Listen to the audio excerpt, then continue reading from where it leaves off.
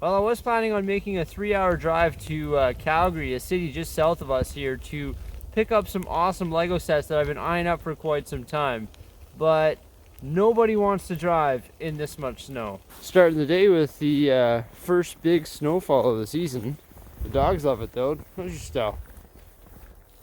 I almost love it as much as this pole right here. But this is just ridiculous. So we're going to be doing some live streams today, and we're going to create a vlog video. Tico's getting a little bit whiter here. Oh, not anymore. Well, first time shoveling the new driveway here. Thankfully, the weather's quite nice down here, and there's no snow that we have to worry about. So recently we changed the Bricksie logo, and I'm starting to change the cover art as well. Now, the reason we changed the logo from the old profile picture, which was my sig fig, is because we're unable to use official Lego sig figs as art or as profile pictures. So that's why I've decided to go with something a little bit more classy.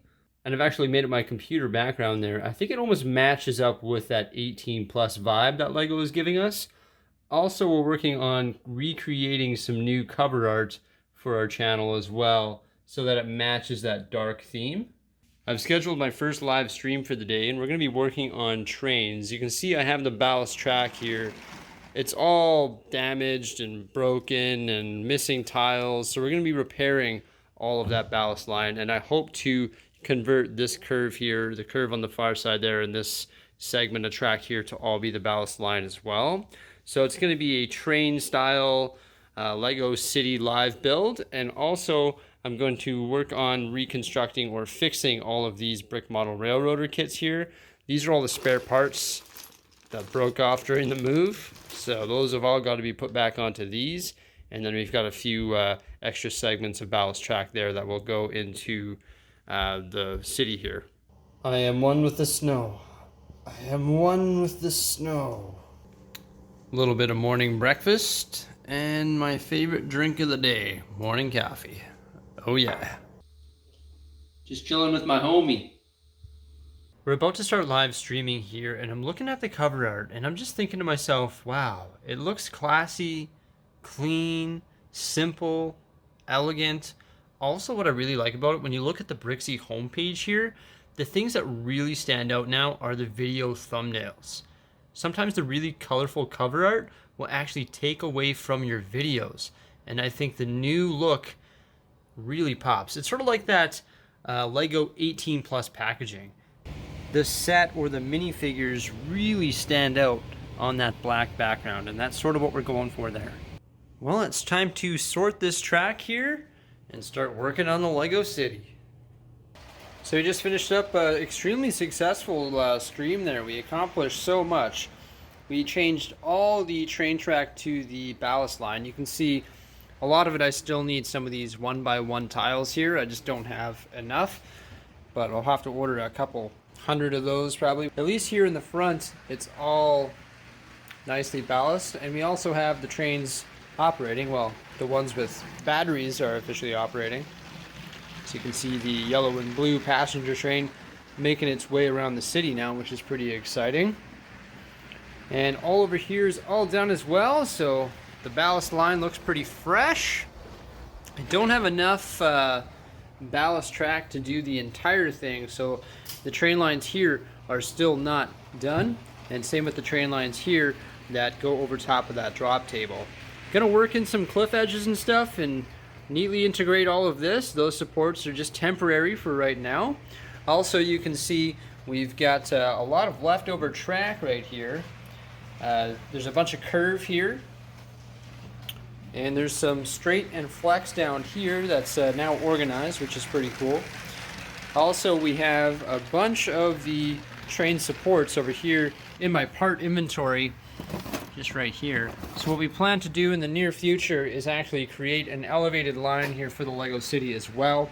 Just got to finalize some more details here, things like the beach and things that infringe on the ground train line before we think about adding a new elevated train line. In addition to doing that, we also fixed up all of these brick model railroader cars. So now we have 2 box cars, 1 caboose, 2 coal hoppers, 2 gondola cars, 2 tankers, and 1 bulkhead flat car. And eventually we're going to put all of those trains here into the train yard, which is going to fill this right up here. One thing I need to do is add batteries or replace all of the batteries in all of these trains so that eventually we can get them all going at once. The plan is to have 2 trains on both the elevated train line and also the ground line, so that'll be 4 trains operational, and then also have one around the amusement park, which of course would be the Disney train. So ultimately in the end, when the city's fully operational, we're going to be able to have 5 trains operating here, so it's pretty exciting. This is the Lego Technic Land Rover Defender. That's what we're going to be building tonight. It's 2,573 pieces, in which are divided into 4 bags. That was bag number 1. Bag 2, 3, and 4 are definitely a lot bigger than bag number 1, and you can see the really thick construction manual right here. Many hours have passed, and it's still snowing out there. So I definitely didn't spend my afternoon frolicking in the snow or anything like that. I've got something really exciting that I'm planning, and I can't wait to show you guys. That's all I'm going to tell you, though. We're about to start live streaming, and we're going to build the Technic Land Rover. No! I'm just kidding. I love Technic sets. They're pretty awesome. You know, they're hard to build. They're very demanding, and attention to detail is very important. Hopefully, unlike my Lamborghini, this one here rolls. I hope. These train cars are looking pretty awesome. Oh yeah. Just cracked the second bag, and this is the components of bag number 2. Oh my gosh. Technic and a huge sticker sheet. This is going to be a living nightmare for Bricksie. So these steps are just huge. We just wrapped up that building session there.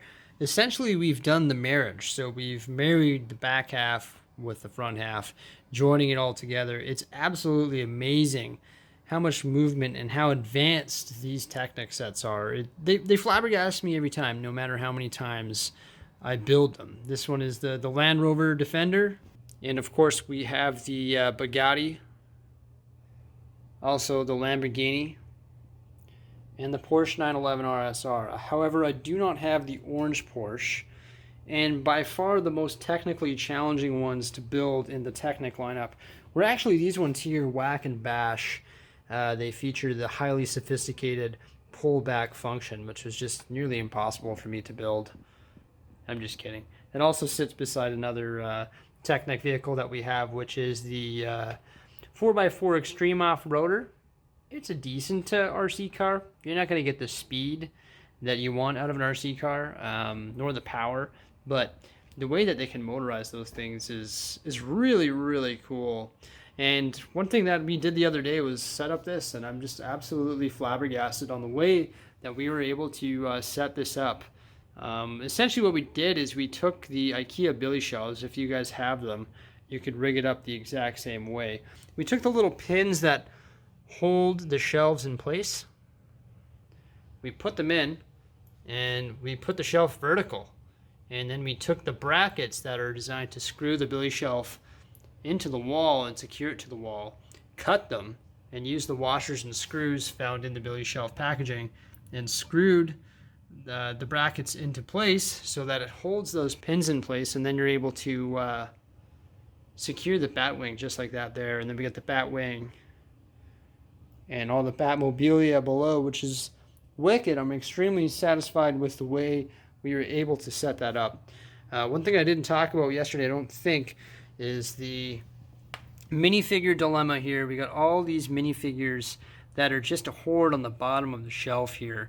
And I plan on moving those minifigures and featuring them on the Bricksie wall, which is over here by the Sith art, and also an empty box from the train track, which is nice.